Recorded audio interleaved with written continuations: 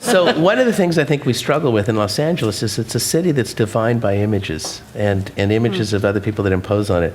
And this is the most car-oriented metropolitan area in the world. It's the most sprawling metropolitan area in the world. It's a place where no one rides transit. All of those things are completely untrue. Right. It's the most densely populated urbanized area in the country.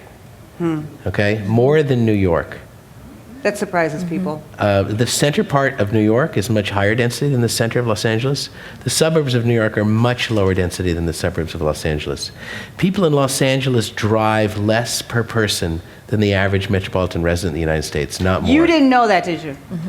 No. Transit ridership in the aggregate over the whole metropolitan area is second largest in the country. It's about 10th per capita. We're similar to Seattle and Baltimore in terms of per capita ridership. So this idea that people aren't using public transit isn't significant. Right. We have, in terms of our road system, we rank second in the lowest number of lane miles per capita of any metropolitan area in the country, meaning how many miles of roadway per person resident do we have? Honolulu has the least, which is also congested, and Los Angeles. So we're not congested because we're so sprawling, because people drive so much. There are 16.5 million residents in the greater metropolitan area.